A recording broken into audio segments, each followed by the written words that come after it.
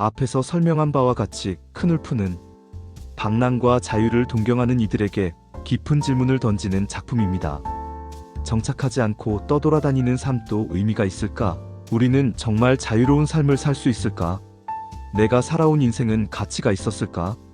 큰울프는 독자들에게 이런 질문을 던지며 자신만의 삶을 찾아가는 것이 중요하다는 메시지를 남깁니다.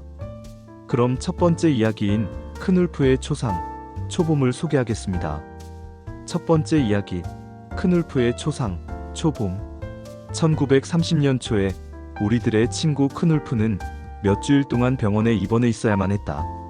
그러다가 2월 중순경 몹시 추운 날에 퇴원한 탓으로 며칠을 방랑하자 또다시 열이 올라 편히 쉴 숙소를 생각하지 않을 수 없었다.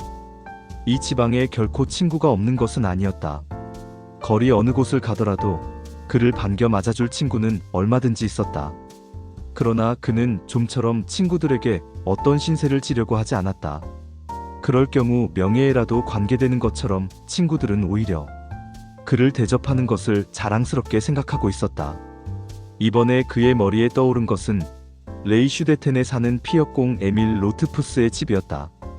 서풍이 불고 비가 오는 저녁이어서인지 벌써 문은 닫혀 있었다. 그는 문을 두드렸다. 피역공은 2층 창문을 반쯤 열고 어두운 거리를 향하여 소리를 질렸다.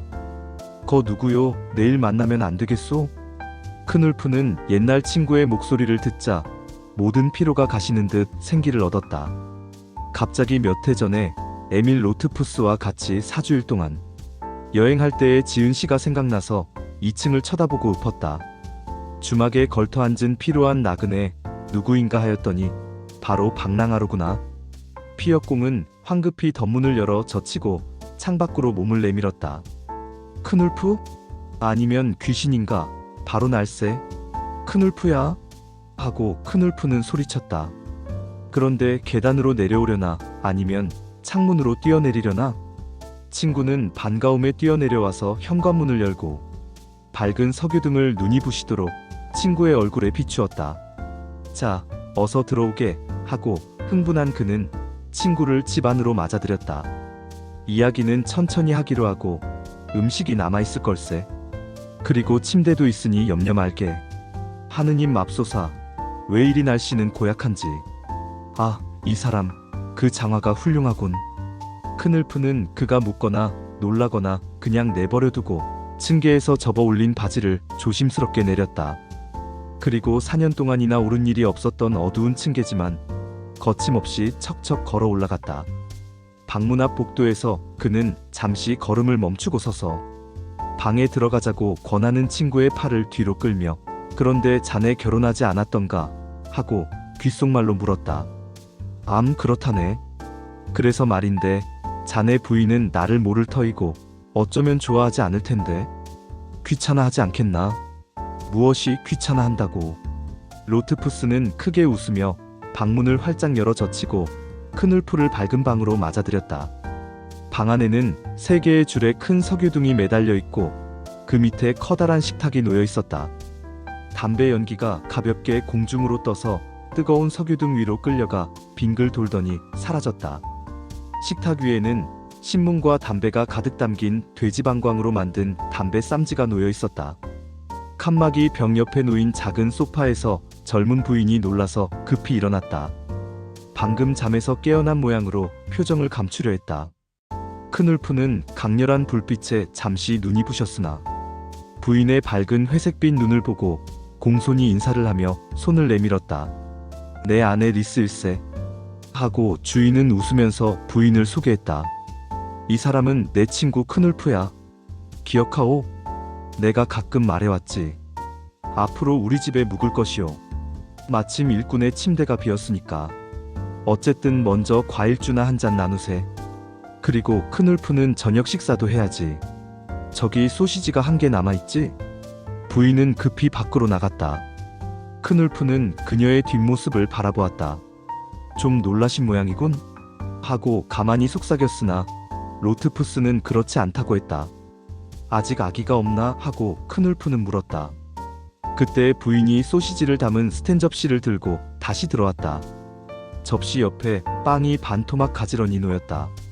그 접시 둘레에는 오늘도 우리에게 일용할 양식을 주옵소서라는 말이 새겨져 있었다. 리스, 지금 방금 큰울프가 뭐라고 했는지 아오?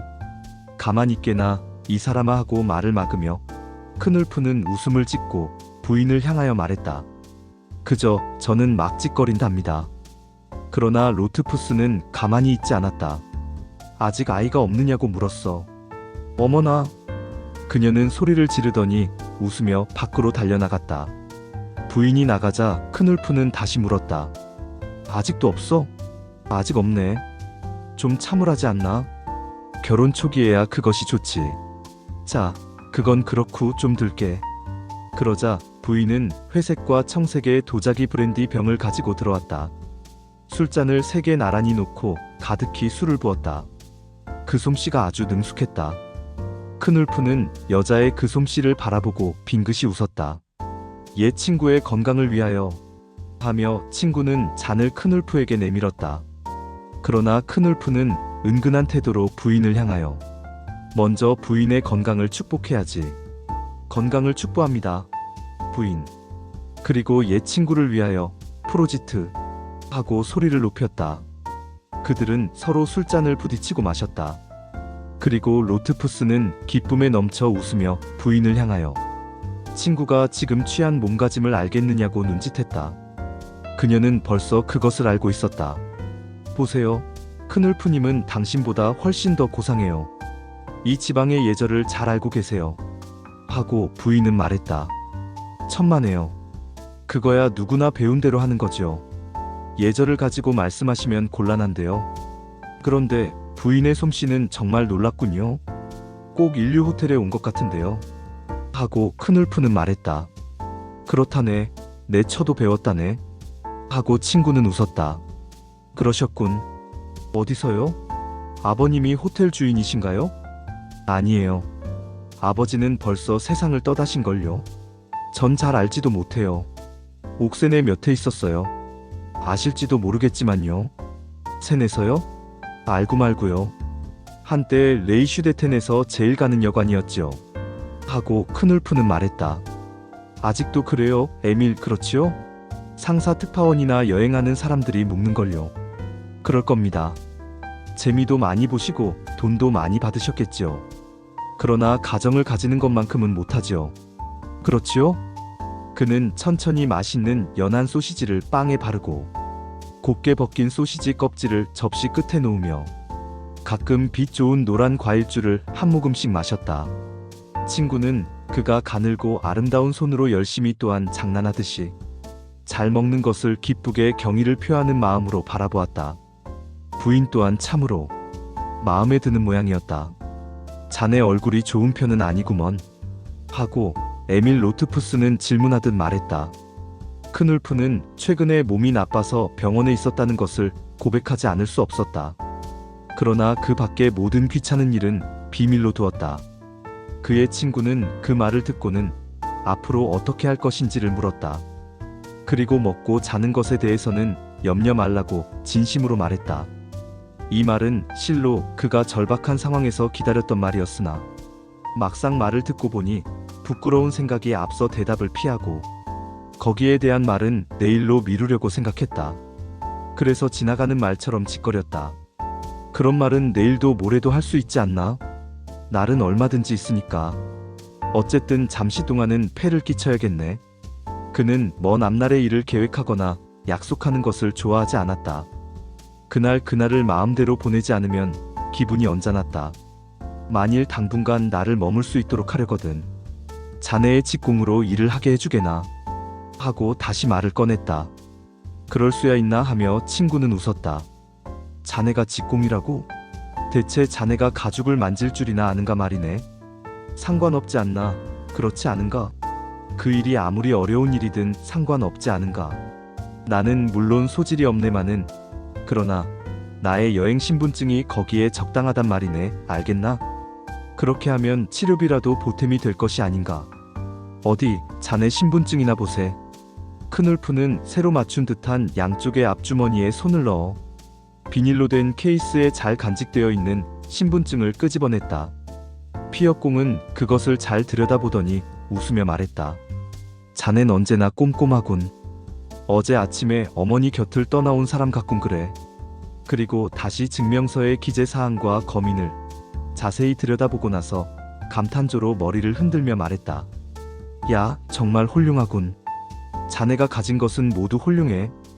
여행 증명서를 이렇게 잘 간수하는 것은 실로 크눌프의 취미였다. 증명서 속에는 아름다운 이야기와 시가 적혀 있었다. 그리고 관의 기입사항에는 훌륭하고 부지런한 생활을 하는 사람들이 편히 쉬는 좋은 여관의 이름들도 적혀 있었다.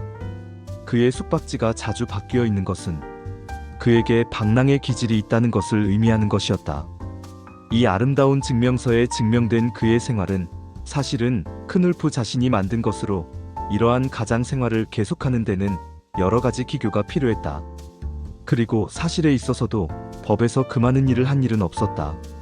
그러나 실직한 방랑인으로서 게으르고 경멸받는 생활을 하고 있었다. 물론 모든 경찰관들이 호의를 베풀지 아니하였던들 그의 아름다운 시적 생활은 성공할 수 없었을 것이다. 경찰관들은 이 명랑하고 재미있는 사람의 정신적 우월성과 때때로 보여주는 성의의 존경을 표하여 될 수 있는 대로 편히 쉬도록 내버려 두었다. 그에게는 이렇다 할 전과도 없었고 절도를 하거나 구걸을 한 일도 없었다. 그는 가는 곳마다 좋은 친구가 있었다. 그래서 마치 귀여운 고양이가 가족의 일원으로 하는 일 없이 지내듯이 사람들은 그를 관용했다. 마치 고양이가 부지런하나 어렵게 지내는 사람들 틈에 끼어 아무 걱정 없이 우아하고 점잖게 무의도식하는 신사처럼 그도 그렇게 지냈던 것이다. 크눌프는 신분증을 다시 받으며 내가 오지 않았다면 자네들은 벌써 잠이 들었을 텐데 하고 일어나서 부인에게 눈짓을 하고는 말을 이었다. 자, 로트푸스, 내가 잘 자리가 어딘가 안내해주게. 친구는 등불을 들고 좁은 층계를 올라가 직공방으로 그를 안내했다. 벽과 나란히 만든 빈 침대가 놓여 있었고 그 옆에 나무 침대에는 이불이 놓여 있었다. 뜨거운 물주머니가 필요하겠지? 하고 마치 아버지가 아들에게 묻듯 물었다. 크눌프는 웃으며 대답했다. 필요하고 말고. 자네야 어여쁜 마누라가 있으니 필요치 않겠지만 그야 물론이지. 하고 로트푸스는 정색을 하며 다음과 같이 말했다. 자네를 다락방에서 더구나 찬 침대에서 자게 해서 안 됐네. 이보다 더 나쁜 데서 잘 때도 많았겠지. 아마 풀밭에서 잘 때도 많았을 거네. 그러나 나는 집도 있고 직업도 있고 사랑하는 아내도 있네. 이 사람 자네도 그렇게 하려고 했다면 벌써 나보다 더 훌륭한 처지가 되었을 걸세. 크눌프는 분주히 옷을 벗어 던지고 부들부들 떨며 이불 속으로 기어들어갔다. 아직도 할 말이 많은가? 누워서 편안히 듣기로 하겠네. 하고 크눌프는 말했다. 이 사람 농담이 아니야. 로트푸스, 자네만 혼자 결혼한 것처럼 생각해선 안 되네. 그럼 편히 쉬게. 그 다음날 크눌프는 그냥 누워 있었다. 아직도 몸이 편치 않고 날씨도 나빠서 외출할 수가 없었다. 점심 전에 들른 친구에게 그대로 편히 누워 있겠다고 말하고 점심 식사로 스프나 한 접시 갖다 달라고 부탁했다. 그래서 그는 하루 종일 어두컴컴하고 조용한 다락방에 마음 편히 누워 있었다. 으시시 춥던 기분도 방랑의 피로도 가시는 것 같았다. 따뜻한 안도감에 사로잡혔다. 지붕에 끊임없이 떨어지는 빗방울 소리와 부드럽고도 음산하게 지나가는 바람 소리에 귀를 기울이고 있었다. 반 시간을 자고 나서 어둡기 전에 여행할 때 가지고 다니던 책을 꺼내 읽었다. 그것은 자신이 직접 시와 격언을 적어놓은 노트와 신문 기사를 오린 뭉치와 또한 주간 신문에서 보고 오린 사진들이었다. 사진 중에 2장은 그가 특별히 좋아하는 것으로 자주 꺼내어 보아 벌써 때가 묻고 찢어져 있었다. 한 장은 여배우 엘레오노라 도제의 사진이었고 또 한 장은 순풍에 돛을 달고 먼 바다에 떠있는 배의 사진이었다. 크눌프는 어릴 때부터 북극과 바다에 더 없는 동경을 가지고 있었다. 그래서 여러 번 북쪽으로 여행을 했었고 한 번은 브라운슈바이그 지방까지 간 적도 있었다. 그러나 언제나 방랑하면서 한 곳에만 오래 머물러 있지 못하는 이 철새는 항상 기묘한 불안과 향수에 젖어 황급히 남도길로 돌아오는 것이었다. 언어와 습관이 다른 지방에 가면 아는 사람이 없는가 하면 그 전설적인 여행 신분증을 만들어내기에 불안을 느끼는 것이 이유였을 것이다. 점심때쯤 되자 로트푸스는 스프와 빵을 가지고 올라왔다. 로트푸스는 소아마비를 앓고 난 이후로 아직 낮에 잔 일이 없었으니 큰울프가 아픈 것이라 생각하고 가만가만히 올라와서 귓속말을 했다. 그러나 기분이 좋아진 큰울프는 로트푸스의 걱정과는 달리 말하는데 아무 외로움도 느끼지 않고 내일이면 회복되어 다시 일어날 것이라고 장담했다. 오후가 훨씬 지나서 문 두드리는 소리가 나직히 들렸다. 큰울프가 선잠이 든 상태여서 대답을 얼른 하지 않았더니 부인이 살며시 방으로 들어와서는 빈 스프 그릇을 치우고 밀크 커피잔을 침대 옆 탁자 위에 놓았다. 큰울프는 부인이 들어오는 소리를 잠결에 들었으나 피로하기도 하고 겸연쩍어서 그냥 눈을 감고 자는 척했다. 그녀는 빈 그릇을 손에 들고 돌아서기 전에 자는 사람을 힐끔 바라보았다. 그는 푸른 잠옷을 입고 팔을 베고 누워 있었는데 아름다운 검은 머리와 어린애 같은 순진한 얼굴이 눈에 띄자 그녀는 잠시 서서 잘생긴 젊은이를 물끄러미 바라다 보았다. 이 청년이 기이한 사람이라는 말은 남편에게서 늘상 들어왔다. 작은 눈 위에는 검은 눈썹이 있었고 넓은 이마, 여위였으나 갈색이 된 볼, 아름다운 붉은 입술과 가냘픈 목, 모든 것이 마음에 들었다. 한때 옥센에서 여급으로 심부름하던 일이 갑자기 생각났다. 그녀는 그때 젊고 아름다웠기 때문에 여러 낯선 청년들에게서 사랑을 받았었다. 그녀는 정신을 놓고 가볍게 흥분까지 해서 자기도 모르게 얼굴을 자세히 보려고 허리를 굽히려는 순간 숟가락이 그곳에서 미끄러져서 마루에 떨어졌다. 조용하고 좁은 방이라 그 소리가 큰 것은 물론이려니와 그녀의 가슴은 한층 더 뛰었다. 그때 큰울프는 깊은 잠에서 깨어난 듯이 자연스럽게 아무것도 모르는 것처럼 눈을 떴다. 그는 머리를 들고 눈을 비비며 웃으며 말했다. 아, 아주머니시군요. 커피를 가져오셨군요. 뜨겁고 맛 좋은 커피. 바로 지금 막 그 꿈을 꾸었는걸요. 고맙습니다. 로트푸스 아주머니, 지금 몇 시입니까? 4시예요. 그녀는 얼른 대답하고 말을 이었다. 식기 전에 마시세요. 찻잔은 이따가 가지러 올게요. 그리고 황급히 밖으로 나가버렸다. 큰울프는 그녀의 뒷모습을 시선으로 따르다가 줄다름쳐 내려가는 그녀의 발소리에 귀를 기울였다. 그는 눈을 뜬 채 무엇을 생각하는 듯 하더니 몇 번이나 머리를 흔들었다. 그리고 나서 새소리와 같은 휘파람을 나직이 불며 찻잔 쪽으로 몸을 돌렸다. 어두워진 지 1시간이 지나자 큰울프는 권태로워졌다. 그리고 편히 쉬었기에 기분도 좋아져서 아는 사람을 찾아보고 싶은 생각이 들었다. 가볍게 일어나 옷을 주워 입고 어둠 속의 층계를 다람쥐같이 살살 내려온 그는 아무도 모르게 집을 빠져나갔다. 비가 온 뒤라서 남서풍이 세차게 불고 땅은 축축하였으나 하늘은 여기저기 훤하게 맑아왔다. 큰울프는 저녁의 조용한 거리와 시장을 여기저기 천천히 걷다가 문이 열린 대장간 앞에서 걸음을 멈추었다. 그는 일 마무리를 하고 있는 일꾼을 향하여 말을 걸며 차가운 손을 빨갛게 불타고 있는 화덕 위에 쬐었다. 그러면서 하나하나 이 거리에 사는 아는 사람들에 관하여 물어보았다. 죽은 사람도 있었고 결혼한 사람도 있었다.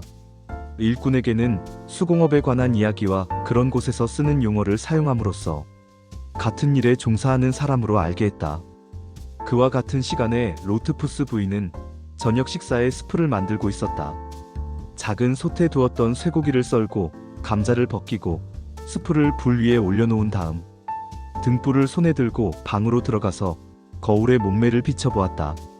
거울 속에는 원하는 대로 몸이 비쳤다. 통통한 볼, 푸른 빛이 도는 갈색 눈, 머리는 좀 고쳐야 할 것 같다. 그녀는 능숙한 손으로 머리를 매만졌다. 그리고 나서 깨끗이 씻은 손을 다시 앞치마에 문지르고 둥불을 한 손에 들고는 부지런히 다락방을 향해 올라갔다. 그녀는 문을 나직히 두드렸다. 대답이 없어서 좀 더 세게 두드려 보았으나 아무 대답이 없었다. 등불을 마루 위에 내려놓고는 두 손으로 소리나지 않게 가만히 문을 열고 발끝으로 한 걸음 들어서서 침대 옆에 의자를 찾았다. 주무세요? 하고 나직이 물었다. 주무세요? 찻잔을 가지러 왔어요. 다시 한번 말했지만 모두가 조용한 것이 숨소리도 들리는 것 같지 않아서 침대 쪽으로 손을 내밀었으나 기분이 나빠 다시 손을 움츠리고 등불을 가지러 밖으로 나갔다.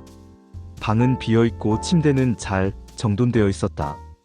베개와 터리불도 잘 개어져 있는 것을 본 그녀는 불안과 실망에 쌓여 부엌으로 허둥지둥 돌아왔다. 30분이나 지나서야 로트푸스는 저녁을 먹으러 들어왔으며 식사 준비는 다 되어 있었다.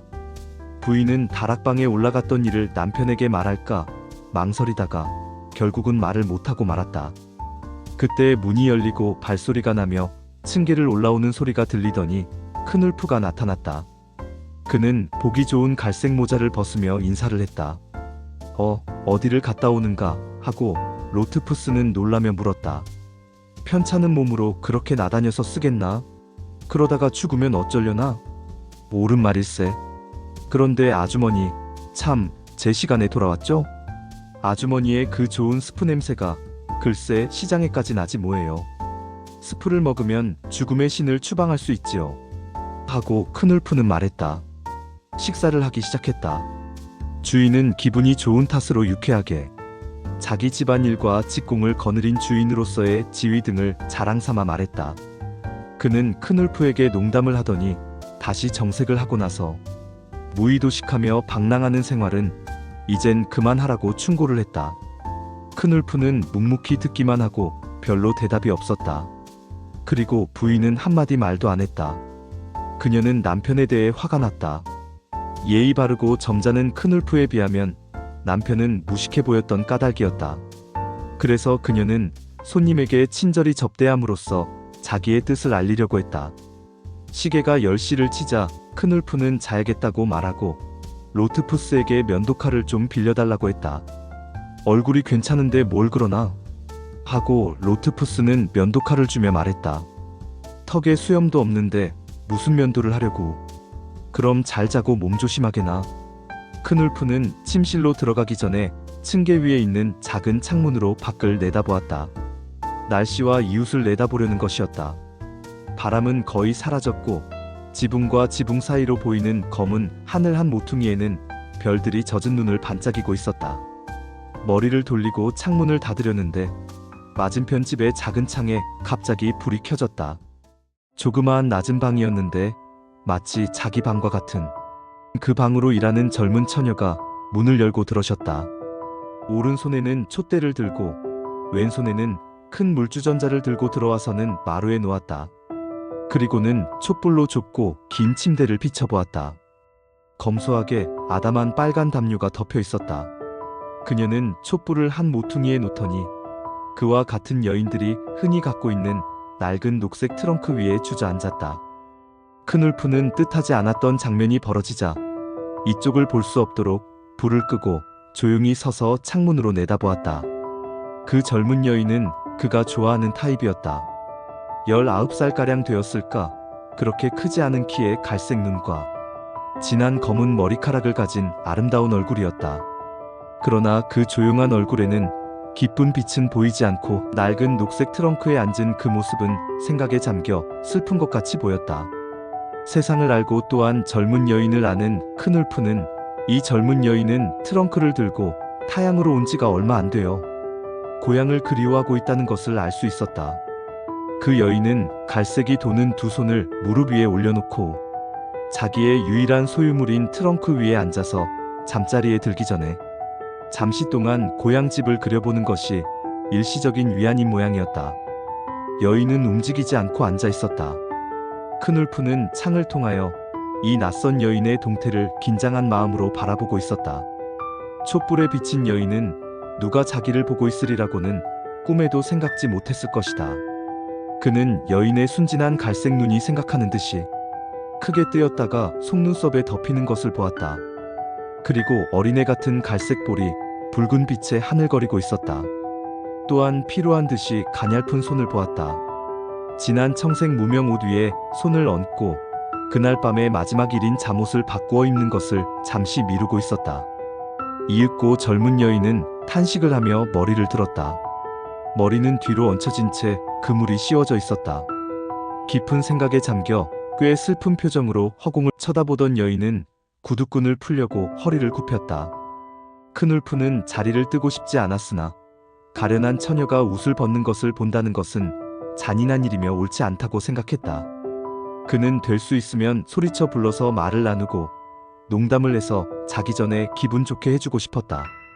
그러나 멀리서 부르면 깜짝 놀라서 불을 꺼버릴 것만 같았다.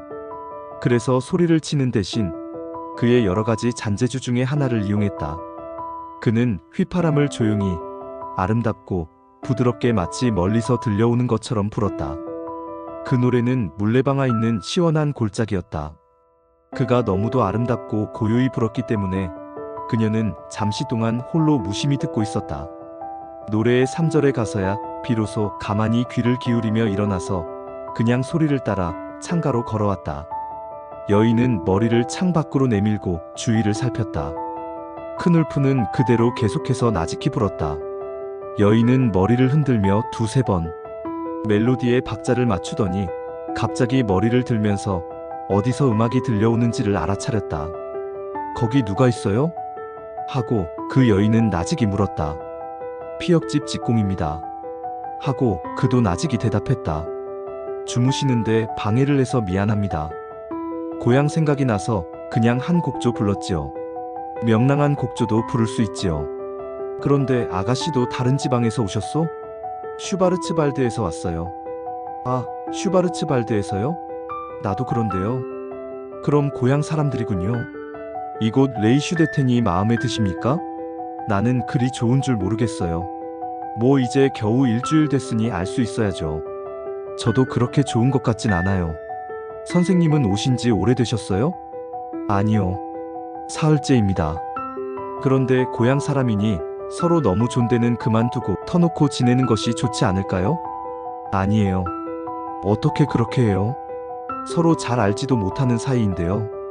이제 알게 되겠죠. 산과 들이라면 서로 가까이 할 수 없겠지만 우리는 사람들이 아닙니까? 그런데 아가씨가 살던 곳은 어디지요? 모르실 거예요. 모르는 곳이라고요? 비밀이신가요? 아흐트하우젠이에요. 조그마한 마을이지요. 그러나 좋은 곳이에요. 그 마을 한 끝에 예배당이 하나 있지요. 그리고 물레방안가 무언가가 하나 있지요. 그곳엔 누런 큰 베른하르트 개가 한 마리 있었는데 어때요? 맞았나요? 틀렸나요? 아주 꼭 맞았어요. 여인은 그가 자기네 고향을 알고 있을 뿐 아니라 그곳에 살았다는 것을 알게 되자 의심도 경계하는 마음도 사라지고 아주 기분이 좋아졌다. 안드레스 플리크라는 사람도 아세요? 하고 여인은 성급히 물었다. 모릅니다. 그곳에 아는 사람이라고는 아무도 없으니까요. 그런데 그분이 당신의 아버지신가요? 그렇군요. 그러면 플리크 양이군요. 이왕이면 이름까지 알았으면 다시 아흐트하우젠에 가게 되면 엽서라도 하나 붙이겠는데? 그럼 여기를 또 떠나시나요? 아니요. 떠나고 싶지는 않지만 이름을 알고 싶어서요. 저도 당신의 이름을 모르는걸요. 미안합니다. 난 칼 에벨하르트라고 합니다. 혹시 낮에라도 뵙게 되면 아가씨는 제 이름을 알고 부르시겠지만 전 뭐라고 부르지요? 바바라예요. 이젠 됐습니다. 대단히 고맙군요. 그런데 이름이 부르기가 어렵군요. 집에선 아마 베르벨레라 했겠지요? 꼭 맞았지요? 내게 할까요? 그래요. 무엇이든 잘 아시는군요. 그런데 왜 자꾸 물으세요? 아, 참 주무셔야지요. 안녕히 주무세요. 안녕히 주무시오, 베르벨레 양. 잘 주무시도록 한 곡조 더 불러드리죠. 도망가지 마세요. 돈은 받지 않을 테니까요. 그리고 나서 나는 휘파람을 불기 시작했다. 복음과 속도가 빠른 요들식 노래로서 무도곡같이 명랑한 곡이었다. 여인은 이 기교가 풍부한 곡에 감탄하며 신중히 들었다. 곡이 끝나자 여인은 덧문을 가만히 잡아당겨 닫아버렸다. 큰울프는 불빛이 없는 방에 홀로 남게 되었다. 그 다음날 큰울프는 알맞은 시간에 일어나 로트푸스의 면도 칼을 사용하려고 했다. 친구는 몇 해 동안 수염을 깎지 않았었다. 그래서 면도칼은 내버려둔 채로 있었으므로 반 시간 동안이나 혁대에 문지르고 나서야 겨우 사용할 수 있었다. 면도를 하고 나서 웃옷을 입고는 장화는 손에 들고 부엌으로 내려갔다. 부엌 안은 따뜻했고 코피가 끓고 있었다. 큰울프는 장화를 닦으려고 솔과 약을 빌려달라고 친구 부인에게 말했다. 어머나 참, 그런 건 남자가 하는 일이 아니에요. 제가 해드릴게요. 하고 그녀가 말했다. 그러나 그가 신을 주지 않았기 때문에 친구 부인은 쓴웃음을 지으며 구두 닦는 도구를 내주었다. 그는 열심히 깨끗이 닦았다. 그러나 심심풀이로 닦다가 때때로 수공업을 하는 사람처럼 정성껏 기쁘게 일하듯이 닦기도 했다. 참 잘도 닦으시네요. 모두 번쩍번쩍 광이 나는걸요. 애인이라도 만나시려는가 보죠? 하고 부인은 칭찬하며 바라보고 있었다.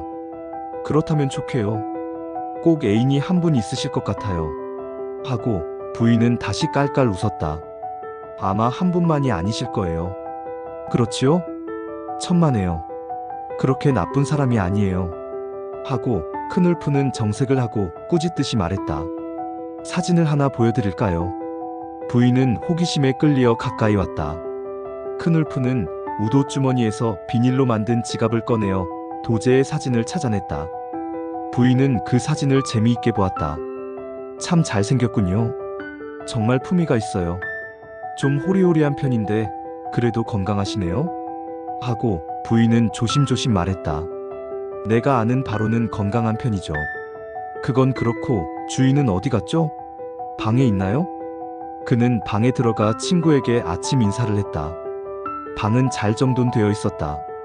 깨끗이 닦은 마루, 시계, 거인, 벽에 걸린 몇 개의 사진이 친밀하고 아늑하게 느껴졌다.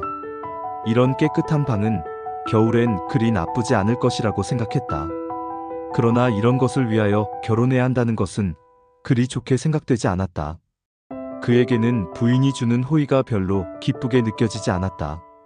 밀크 커피를 마신 후 로트푸스와 함께 마당가에 있는 헛간으로 가서 피역을 다루는 과정을 보여달랬다. 그는 모든 수공업에 관하여 잘 알고 있으므로 재치 있는 질문을 해서 주인을 놀라게 했다. 어디서 그렇게 배웠나? 하고 친구는 놀라서 물었다. 자네는 피역공이거나 과거의 피역공이었다고 모두 생각하겠네. 여행을 하다 보면 자연 배우게 되지. 하고 큰울프는 대답하며 다음과 같이 덧붙였다. 그리고 이 사람, 흰 피역에 있어서는 자네가 내 선생이었잖나. 벌써 잊었나? 6, 7년 전에 우리들이 같이 여행을 다닐 때 자네가 모두 가르쳐 주었네. 이 사람아. 하나도 잊지 않고 다 기억하고 있군 그래. 그냥 조금 기억나네. 그런데 일에 방해가 되겠는걸 미안하네. 일 좀 도와줘야겠는데. 이런 곳은 축축하고 답답해서 기침이 자주 나거든. 자, 일하게. 비가 오기 전에 난 밖에 좀 다녀오겠네. 집을 나선 큰울프는 모자를 좀 눌러 쓰고 친구의 집 옆길로 거리를 향하여 천천히 걸음을 옮기고 있었다. 로트푸스는 문 밖에 나와서 가볍게 걸어가는 그의 뒷모습을 바라보았다. 깨끗이 닦은 구두를 신은 그는 빗물이 괜 곳을 이리저리 피해 걷고 있었다. 정말 행복한 친구야. 하고 피역공은 부럽게 생각했다. 그리고 토굴 같은 헛간으로 들어가면서도 인생을 관찰하기만 하는 친구인 이 괴이한 사내를 생각했다. 그리고 욕심이 없다고 하지 않을 수 없었다. 일을 하여 기반을 닦아놓은 사람이 여러 점으로 미루어 그보다 나을 것이다. 그러나 그러한 사람은 그와 같은 가날프고 아름다운 손을 갖지도 못하고 가볍고 산뜻한 걸음으로 걸을 수 없었다. 그때 큰울프는 자기 하고 싶은 대로 내버려두는 게 좋아. 그는 자기 성격대로 살며 아무도 흉내낼 사람이 없다. 어린이 같은 말로써 모든 사람에게 호감을 사고 처녀와 부인들에게 아름다운 이야기를 들려주며 그날을 일요일처럼 즐겁게 살아가고 있다. 그가 하는 대로 내버려둘 수밖에 없다. 그리고 몸에 병이 생겨 집을 찾을 때에 그의 뒤를 돌봐주는 것이 즐겁고 명예로운 일로 생각들을 했다. 그보다도 사람들은 그가 오면 집안이 즐겁고 명랑해지는 데서 오히려 감사하게 생각하는 것이었다. 거리로 나온 큰울프는 호기심에 끌려 유쾌하게 이빨 사이로 행진곡을 불며 걸어가고 있었다. 그러면서 예전부터 아는 곳과 사람들을 찾고 있었다. 그는 먼저 거리의 끝 고개 마루턱에 있는 잘 아는 양복 수선집을 찾았다. 이곳에 있는 사람은 한때 장래가 촉망되는 좋은 장소에서 일을 하고 있었는데 지금은 새 양복은 주문받지 못하고 헌옷을 꿰매는 정도에 불과하다는 것은 불쌍한 일이었다. 더구나 결혼은 일찍 해서 이미 어린애가 여럿이 되었다. 그런데 그 부인은 집안일을 알뜰히 꾸려나가지를 못했다. 크눌프는 이 실로테르베크 재봉사를 찾다가 겨우 뒷골목 끝에 있는 건물 4층에 살고 있다는 것을 알아내었다. 이 작은 직장은 계곡을 향하여 있는 건물 속에 마치 새장처럼 매달려 있었다. 창을 통해 아래를 내려다보면 3층뿐만 아니라 건물 앞에 작은 정원과 풀밭이 있는 언덕이 내려다 보였다. 그리고 이 황폐한 지대 저쪽 계곡 끝에 가장 가까운 지붕들도 내려다 보였다. 무엇보다 수선 가게는 햇빛이 잘 들고 바람도 잘 통하고 있었다. 부지런한 실로테르베크는 창가의 넓은 탁자 앞에 쭈그리고 앉아 마치 등대지기처럼 세상을 명랑하고 시원하게 내다보고 있었다. 안녕하신가? 하고 크놀프는 들어서며 인사를 했다. 주인은 햇빛에 눈이 부셔 실눈을 뜨고 문 쪽을 바라보았다. 크놀프 아닌가? 하고 그는 기쁜 얼굴로 반기며 손을 내밀었다. 또 이곳으로 왔군 그래. 그런데 무슨 일로 여기까지 오셨나? 크놀프는 삼각의자를 끌어다 놓고 그 위에 앉았다. 바늘과 실을 좀 빌려주게나. 옷을 좀 조사해봐야겠네. 그는 우독과 조끼를 벗어놓고 실을 바늘에 꿰더니 옷을 여기저기 잘 살펴보았다. 옷은 아직 좋아서 새 것이나 다름이 없었다. 그는 약해진 곳과 실이 늘어난 곳, 떨어지려는 단추들을 하나하나 손끝을 부지런히 움직여 곧 다시 제대로 만들어 놓았다. 그런데 어떻게 지내는가? 하고 실로테르베크가 물었다. 기후가 좋지 않아서. 무엇보다 집 없는 사람은 몸이나 건강해야지. 그러자 크눌프는 반발하는 듯이 기침을 쿨럭거렸다. 그렇지 그래. 하고 그는 성의 없이 말했다. 하느님은 좋은 사람이나 나쁜 사람이나 모두에게 비를 주시는데 자네만 어찌 메마른가? 실로테르베크, 자넨 아직도 불평이 많은가? 아니 이 사람 불평은 없다네. 그렇지만 저 애들 찌꺼리는 소리 좀 들어보게나. 그래서 밤낮 없이 일해도 부족하다네. 자네야 팔자가 좋지. 하는 것 없이 왔다 갔다 할 수 있으니 말일세. 잘못 알고 있네. 나는 5주일이나 노이슈타드트 병원에 누워 있었다네. 그곳에선 꼭 필요한 날만큼만 두지 그 이상 오래 두진 않으니까. 공연히 오래 있고 싶은 사람도 없겠지만 하느님의 뜻은 알 수 없단 말일세. 그 쓸데없는 소리 말게. 그럼 자넨 신앙심이 없어졌나? 난 이제부터 믿으려고 자네를 찾아왔는데 어찌 된 일인가? 이 사람아. 신앙심에 관해서는 말 말게. 그런데 병원에 있었다고? 그거 참 안 됐군. 뭘 이미 지나간 일인걸. 그건 그렇고 자네 설명 좀 해주게. 지라흐의 전도서와 제시에 관해서 말이야. 병원에 있는 동안 시간도 있고 해서 거기 있는 성경을 읽어보았다네. 그래서 같이 말할 수 있게 됐네. 역시 성경이란 기묘한 책이더군. 자네 말이 맞네. 기묘하지. 하지만 반은 거짓말 같아. 너무도 앞뒤가 잘 맞는단 말일세. 자네는 이전에 라틴어 학교도 다녔으니까 나보다 더 잘 이해할 것일세. 그렇게 기억에 남은 것이 없다네. 그거 보게 크눌프. 하며 재봉사는 열려있는 창문 밖으로 침을 탁 뱉고는 계곡으로 멀리 떨어지는 침을 눈을 크게 뜨고 내려다보며 얼굴을 찡그렸다. 알겠나? 크눌프. 신앙이란 아무것도 아닐세. 아무 소용이 없네. 분명히 말하겠지만 아무 소용이 없단 말일세. 하고 크눌프는 생각하는 듯이 그를 바라다 보았다. 그래 그렇지. 그러나 그건 너무 지나친 말 같네. 내가 보기에는 성경에는 무척 영리한 말이 씌어 있더군. 그러나 그 뒤를 한 페이지 더 펼쳐보면 언제나 그와 반대되는 말이 나오거든. 아니 그만하세. 그 문제는 그만 따지세. 하고 크눌프는 벌써 일어나서 다리미를 들고 있었다. 이 속에 수칠 몇 개 넣어주게. 하고 큰울프는 주인에게 부탁했다. 무엇하려고? 조끼를 좀 다리려고. 그리고 비가 온 뒤에는 모자를 좀 다리는 게 좋아. 자네는 언제나 고상하단 말이야. 하고 실로테르베크는 다소 성을 내듯 말했다. 배를 쫄쫄 굽는 녀석이 백작처럼 멋은 내서 무엇하나. 큰울프는 픽 웃었다. 그러는 것이 보기도 좋고 또 기쁘게 해주지 않나. 믿을 수 없거든. 호의로 옛날 친구의 사정을 좀 봐주게나. 재봉사는 밖으로 나가더니 곧 뜨거운 다리미를 가지고 들어왔다. 고맙네, 이제 됐네. 하고 큰울프는 모자 챙을 다리기 시작했다. 바느질 하듯이 익숙하지는 못했다. 재봉사는 큰울프의 손에서 다리미를 빼앗더니 자기가 다리기 시작했다. 야, 근사한데. 하고 큰울프는 감탄하며 말했다. 이거 다시 좋은 모자가 됐네. 그런데 자넨 성경에 대해 너무 기대가 큰 것 같네. 참된 것이라든가 인생이란 무엇이냐 하는 것 같은 문제는 각자가 생각해낼 것이지 책에서 배울 수 있는 문제라곤 나는 생각지 않네. 성경은 오래된 거네.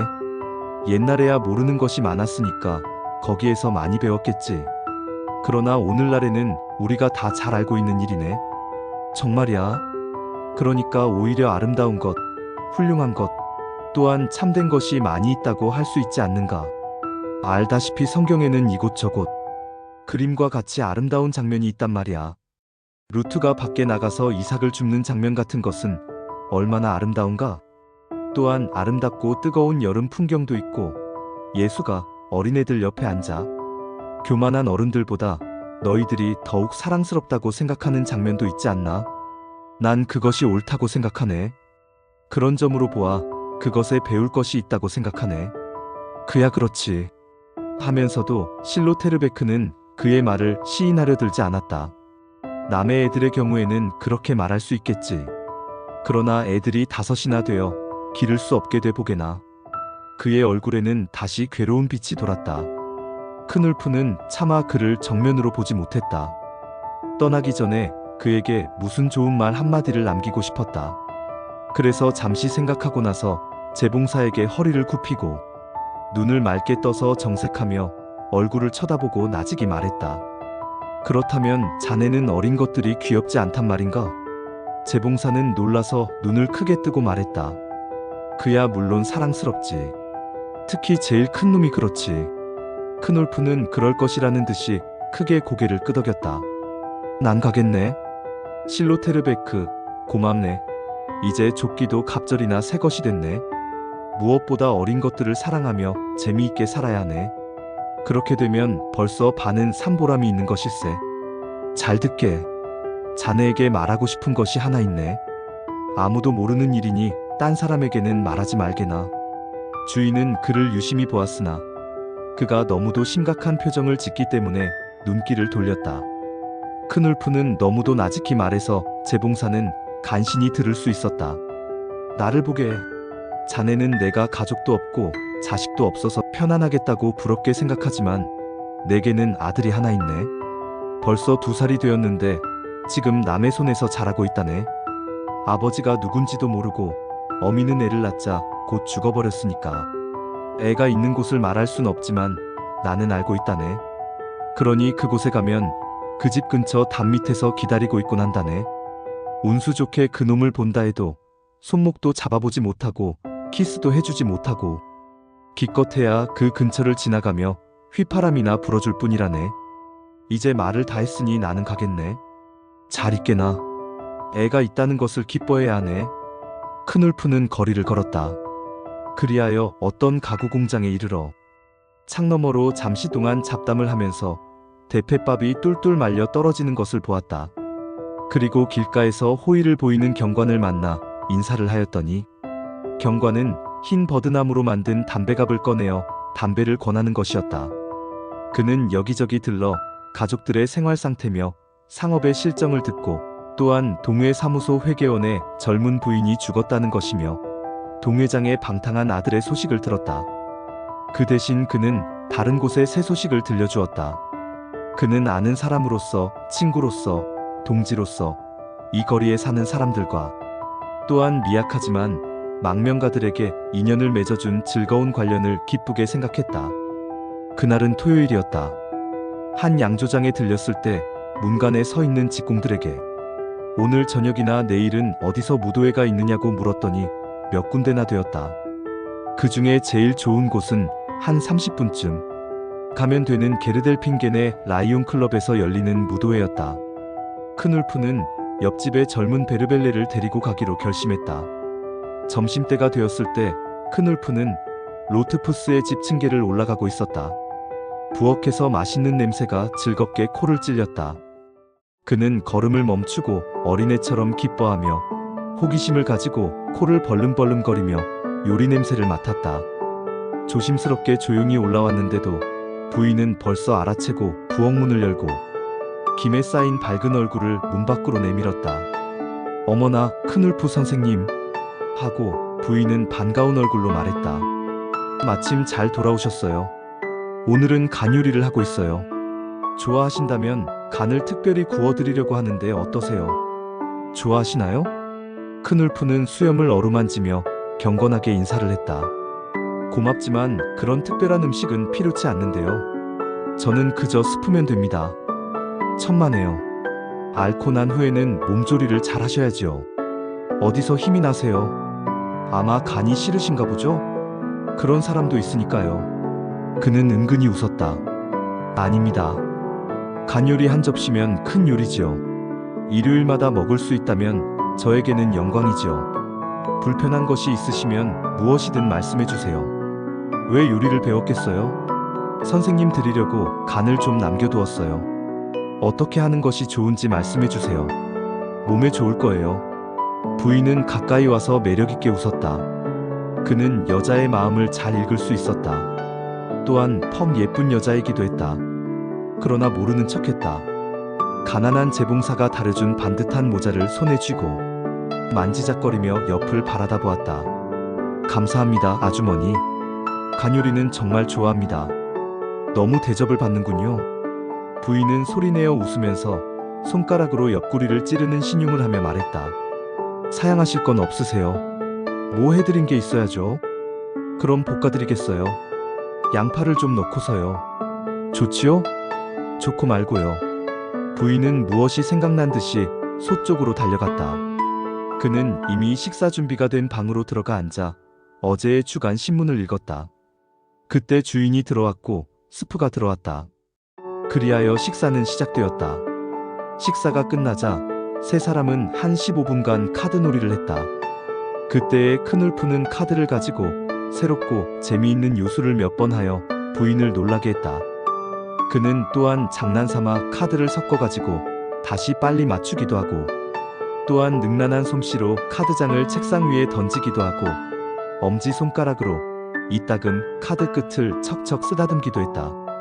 주인도 노동자나 직공들이 밥도 안 생기는 이러한 유희를 즐기듯이 눈을 크게 뜨고 재미있게 바라보고 있었다. 부인 역시 큰울프의 사교적이며 처세술에 능한 이 모양을 그 방면에 잘 아는 듯한 관심을 가지고 보고 있었다. 그 부인의 눈은 노동으로 거칠어지지 않은 큰울프의 부드럽고 아름다운 손을 유심히 바라보고 있었다.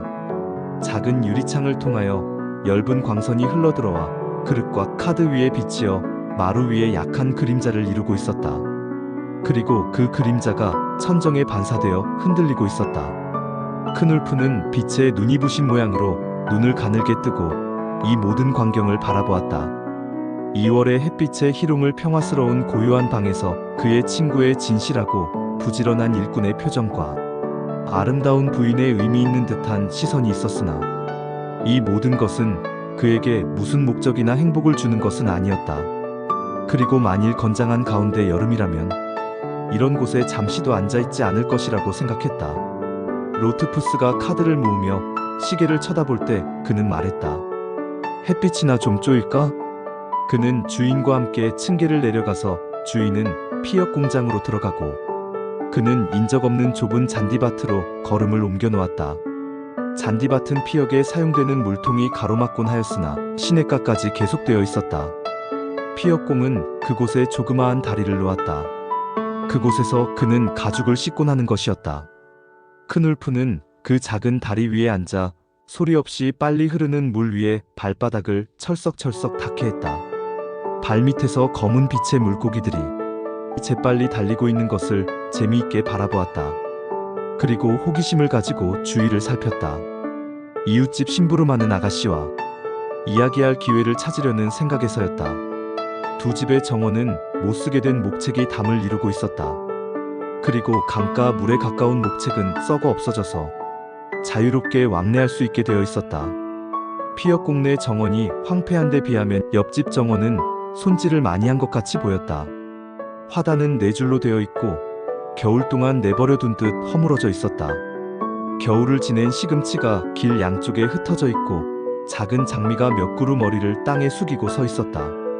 또한 아름다운 소나무가 몇 그루 집을 가리고 서 있었다. 큰울프는 낯선 옆집 정원을 엿보고 나서 소나무 곁으로 천천히 걸어갔다.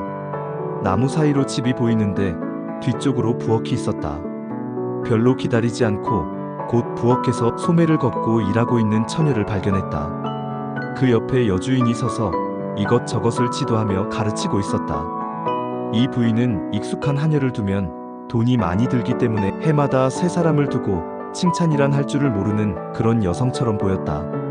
그러나 그 여주인의 지위나 불평에는 악의가 없는 것 같았다. 그래서 처녀도 그런 것엔 개의치 않고 침착하고도 기분 좋게 일하는 것 같이 보였다.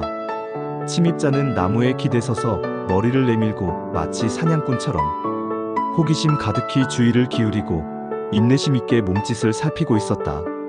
그에게 있어서는 시간을 보내는 것은 어렵지 않은 일이었고 생애 관찰자나 방청자 노릇을 하는 데는 익숙해져 있었다.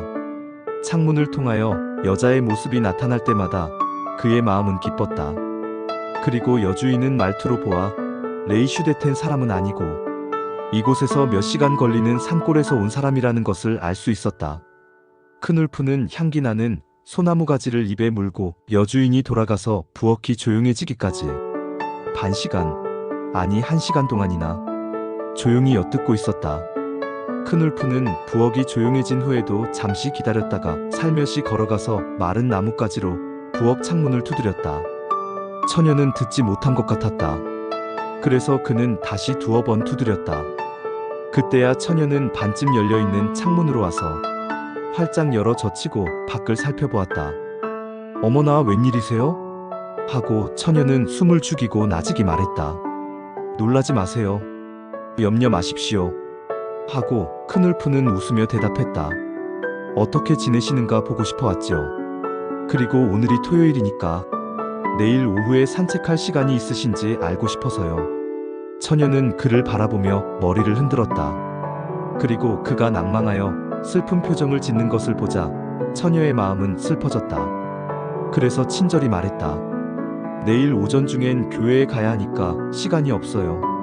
그래요? 그럼 오늘 저녁에 같이 나갈 수 있을까요? 하고 큰울프는 불평 비슷하게 말했다. 오늘 저녁에요? 지금부터 일은 없지만 고향집에다 편지를 쓰려던 참이었어요. 그랬군요. 그런 것쯤 1시간 늦어도 괜찮지 않겠어요? 아무래도 오늘 갈 것은 아닌데 당신과 다시 한번 말하고 싶어서 왔죠. 그리고 오늘 저녁에 큰 비가 안 오면 같이 산책이라도 했으면 하고 생각했었죠. 어떠세요, 네? 나를 경계할 필요는 없으시죠. 선생님에 대해 경계할 필요는 조금도 없어요. 그러나 그렇게 할 순 없어요. 남자와 같이 산책하는 것을 누가 보면 어떻게 해요? 이봐요, 베르벨레. 여기는 아는 사람도 없지 않아요. 그리고 뭐 나쁜 일도 아니잖아요. 아무도 뭐라고 하지 않을 겁니다. 그리고 여학생도 아니고 무슨 상관이 있습니까? 자, 잊지 마세요. 8시에 저 아래 운동장 옆에 우시장 목책 있는 곳에서 기다리겠어요. 좀 더 이른 것이 좋을까요? 전 아무래도 좋으니까요. 아니에요, 아니에요. 빠르면 안 돼요. 그리고 나오지 마세요. 안 돼요. 그렇게 할 순 없어요.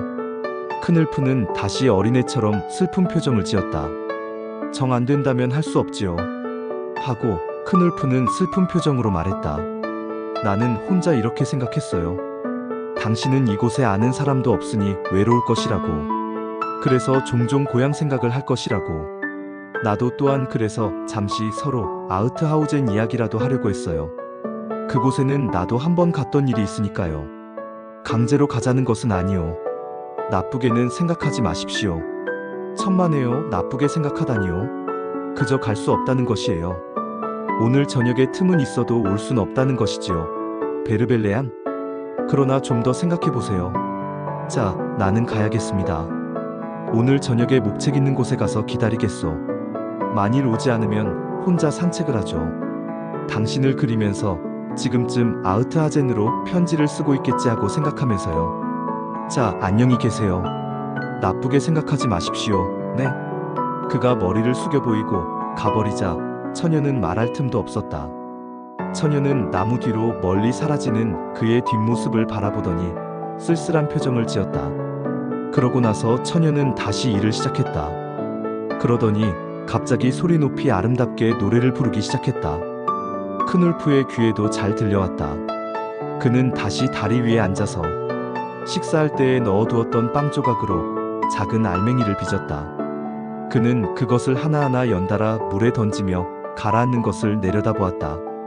그것들은 잠시 물결에 휩쓸리며 시커먼 땅속으로 가라앉는가 하면 고요한 유령 같은 물고기들이 다가와서 삼켜버리는 것이었다. 저녁을 먹을 때 로트푸스는 말했다. 아, 오늘이 토요일 저녁이군. 한 주일 내내 일한 사람에겐 토요일이 얼마나 좋은 것인지 자넨 모를 걸세. 이 사람아, 나도 잘 아네. 하고 큰울프는 웃으며 말했다. 그러자 부인도 같이 웃으며 그의 얼굴을 교활하게 쳐다보았다. 오늘 저녁엔 하고 로트푸스는 우쭐하며 말을 계속했다. 오늘 저녁엔 우리 맥주나 한잔 하세나. 내 아내가 곧 가져올 걸세. 그리고 내일 날씨가 좋으면 우리 셋이서 같이 소풍이나 가세. 어떤가? 친구야. 큰울프는 그의 어깨를 슬쩍 쳤다. 자네 집은 참 좋아. 소풍은 찬성일세. 그러나 오늘 저녁은 좀 안 되겠네. 요위 대장간에서 일하는 내 친구가 하나 있는데 내일 떠난다니까 좀 만나봐야 되겠네. 안 됐지만 그 대신 내일은 종일 같이 지내세.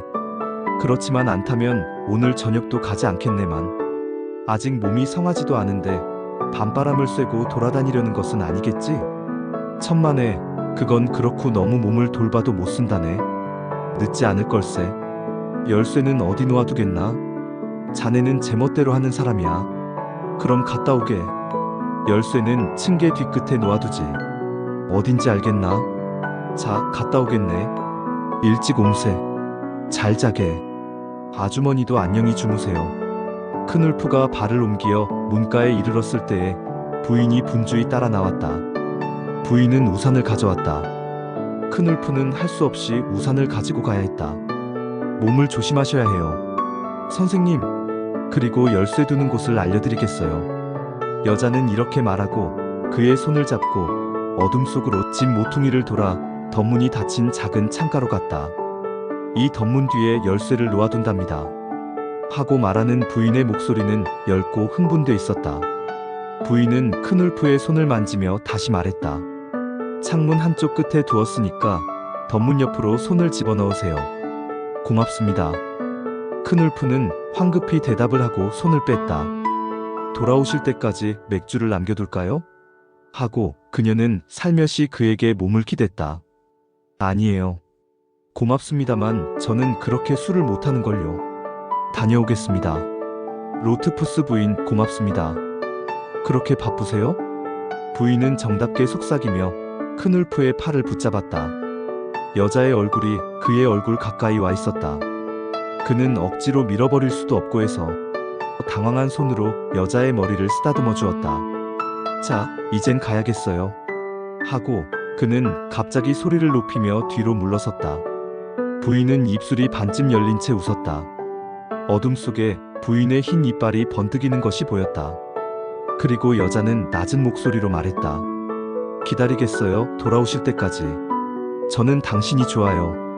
큰울프는 우산을 옆에 끼고 어두운 거리를 걸어서 첫 모퉁이를 돌아가면서 어리석게 설레는 가슴을 진정시키려고 휘파람을 불기 시작했다.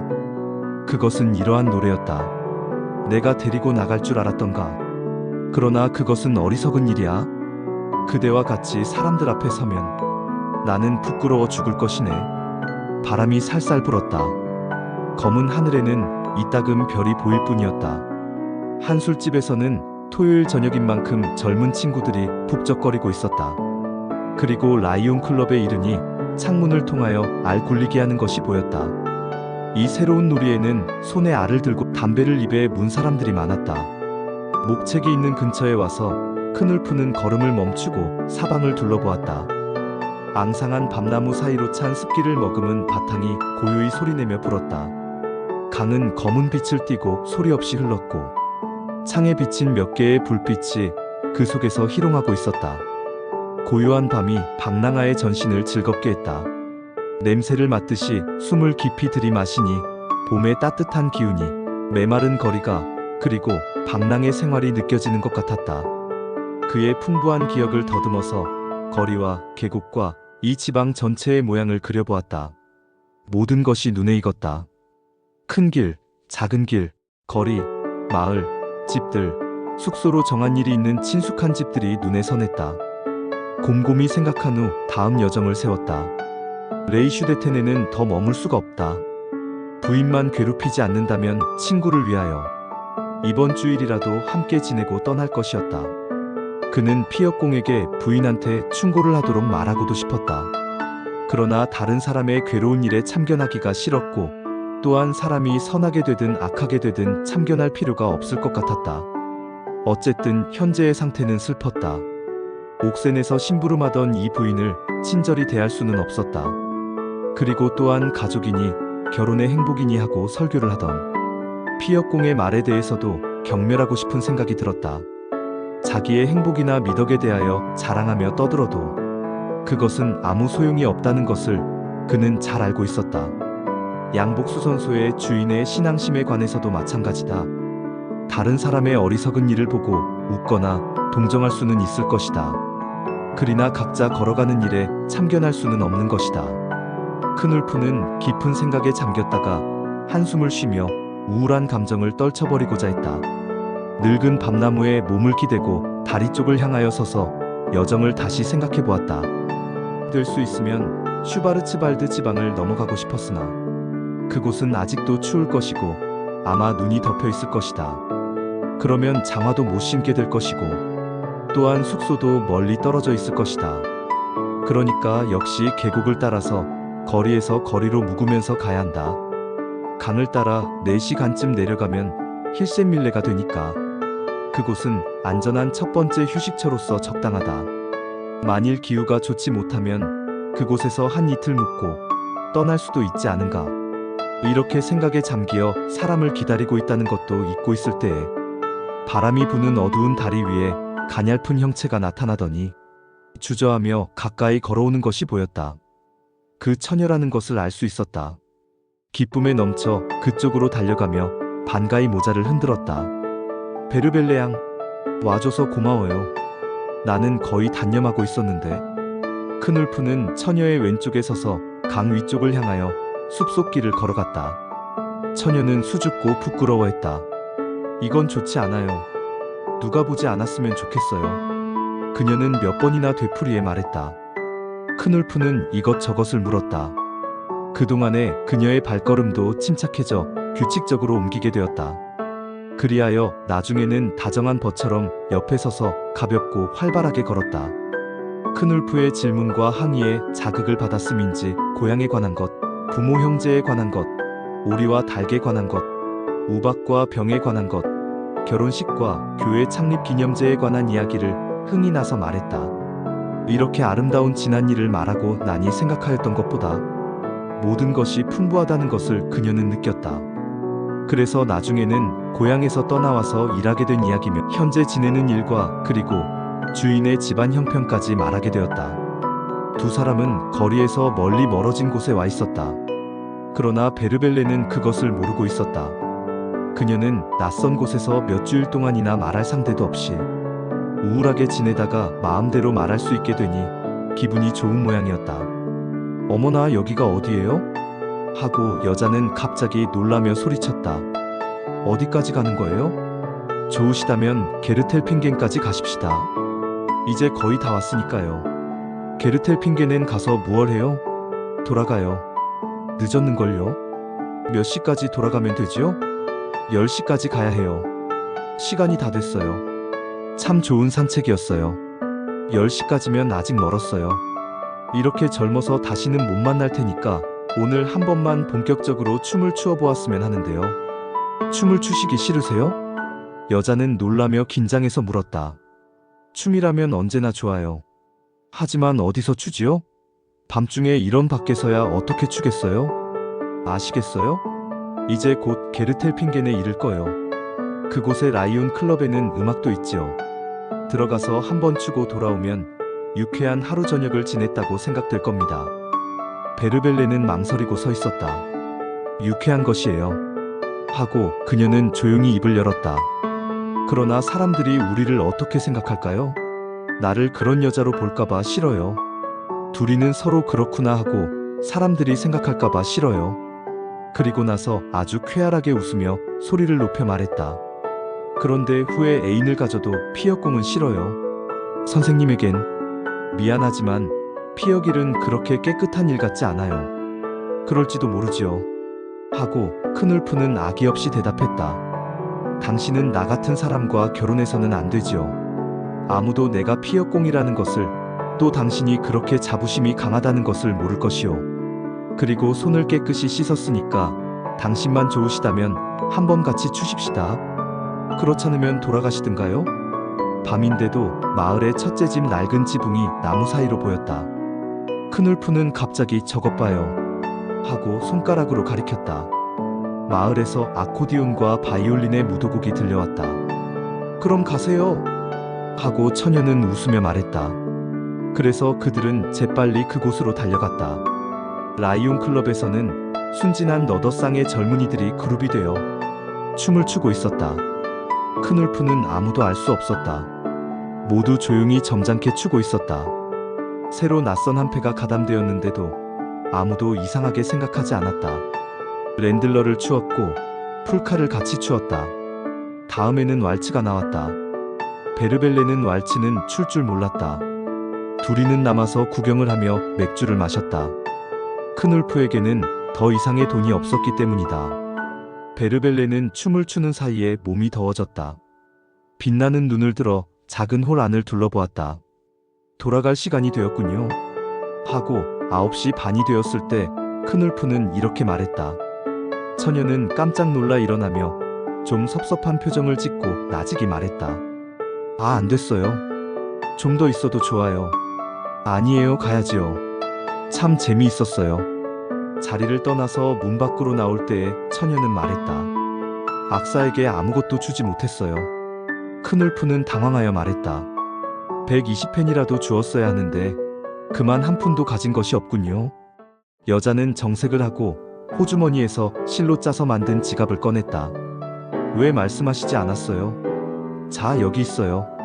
20펜이에요. 갖다 주고 오세요. 큰울프는 돈을 받아가지고 악사들에게 갖다 주었다. 그리고 그들은 라이온 클럽 문 밖으로 나서자 어둠 속의 갈 길을 찾기 위하여 잠시 서 있어야 했다. 바람은 아까보다 강하게 불고 빗방울이 떨어지기 시작했다.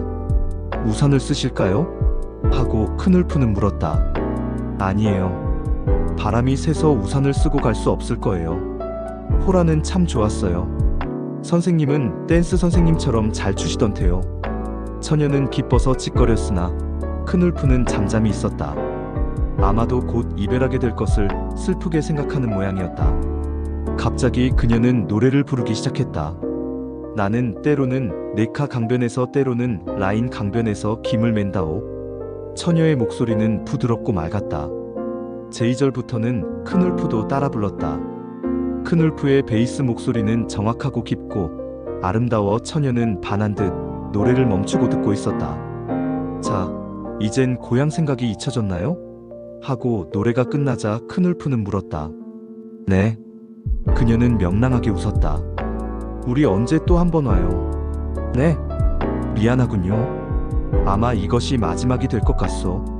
하고 큰울프는 힘없이 대답했다. 여자는 갑자기 발걸음을 멈추었다. 그녀는 무심히 듣고 있었으나 그의 음성의 슬픈 곡조가 그녀의 마음을 두드린 것이었다. 아, 뭐라고요? 하고 여자는 놀라며 다시 물었다. 제가 뭘 잘못했나요? 아닙니다, 베르벨레 양. 나는 내일 떠나야 해요. 벌써 주인에게 말해두었어요. 무슨 말씀이세요? 정말이세요? 아, 난 싫어요. 내일을 위해서 슬퍼할 필요는 없어요. 아무래도 이곳에 오래 머물 수는 없고, 또 나는 피역공이지요. 곧 아름다운 애인이 생길 겁니다. 그러면 고향 생각도 있게 됩니다. 이제 보십시오. 어쩌면 그렇게 말씀하세요.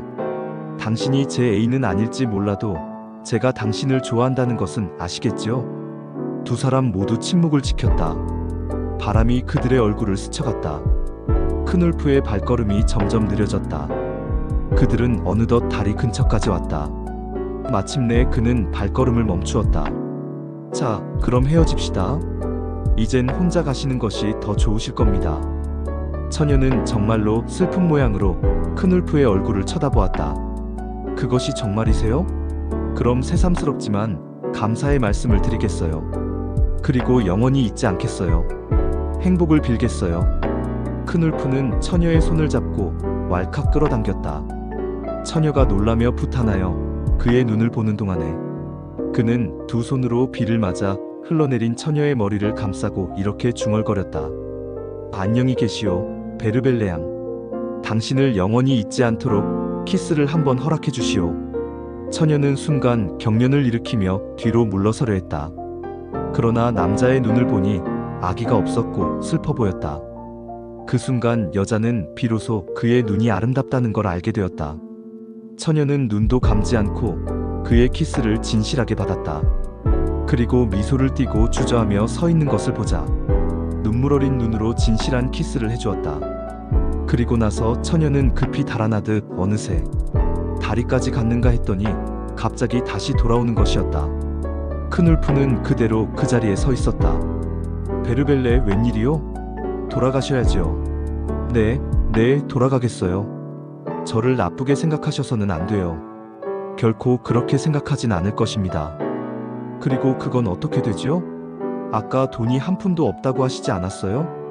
떠나시기 전에 임금을 받으시나요? 아니요, 임금은 더 받을 것이 없어요. 그러나 상관없어요. 어떻게 될 겁니다. 조금도 염려 마십시오. 아니에요, 주머니에 얼마간 있어야 해요. 자, 이것. 처녀는 큰울프의 손에 큰 은전 한 개를 쥐어주었다. 큰울프는 그것이 일탈레르의 은전이라는 것을 알 수 있었다. 언제 만나주시든가 후에 보내주시던가 하면 돼요. 큰울프는 처녀의 손을 놓지 않았다. 안 됩니다. 그렇게 당신의 돈을 써선 안 됩니다. 이것은 일탈레르나 되는 돈이에요. 다시 넣어두십시오. 아니, 그렇게 해야 됩니다. 이렇게 철없는 짓을 해선 못 써요. 한 푼도 없으니까 잔돈이 있으시다면 50페니만 주신다면 좋아도 더는 싫습니다. 그들은 다시 몇 걸음 걸어갔다. 베르벨레는 1탈레르짜리 밖에 가진 것이 없다고 했기 때문에 지갑을 보여주어야만 했다. 지갑 안에는 1마르크짜리와 그때에 아직 사용되던 20페니짜리 은전이 있었다. 큰울프는 20페니를 가지려 했으나 처녀는 그것은 너무도 적다는 것이었다. 그래서 큰울프는 아무것도 가지지 않고 떠나려 했다. 처녀는 그에게 1마르크를 쥐어주고 집 쪽을 향하여 종종 걸음으로 달아났다. 돌아가는 도중에 처녀는 자꾸 왜 그가 한 번 더 키스를 해주지 않았을까 하고 의아하게 생각했다. 한편 그것은 섭섭하였고 또 한편 그것은 오히려 예의 있는 좋은 일이라 싶었다. 그리고 결국 그가 한 일이 옳았다고 생각했다. 그로부터 1시간은 지나서 큰울프는 집으로 돌아왔다. 방에는 아직 불이 켜 있었다. 부인이 자지 않고 그가 돌아오기를 기다리는 모양이었다. 그는 화가 나서 침을 탁 뱉었다. 될 수 있으면 당장 이 밤에 떠나버리고 싶었다. 그러나 몸이 피로한 것이 비가 올 것만 같았다. 또한 그렇게 해서 피역공을 괴롭혀주고 싶지 않았다. 그뿐 아니라 오늘 밤 장난을 좀 치고 싶은 생각도 없지 않았다. 그래서 열쇠를 숨긴 곳에서 찾아 도둑놈처럼 문을 조심스럽게 열고 들어가서 가만히 닫았다. 입을 꼭 다물고 가만히 자물쇠를 잠그고 살그머니 열쇠를 제자리에 놓았다. 그리고 나서 신을 손에 들고 양말 바람으로 승계를 올라갔다. 열린 문 사이로 불빛이 새어나오는데 기다리다가 지쳐서 소파에 그냥 잠들어버린 부인의 깊이 잠든 숨소리가 들려왔다. 그는 들리지 않게 조용히 자기 방으로 올라가서 안으로 문을 꼭 잠그고 잠을 청했다. 그 다음날 큰 울프는 예정한 대로 길을 떠나고 말았다.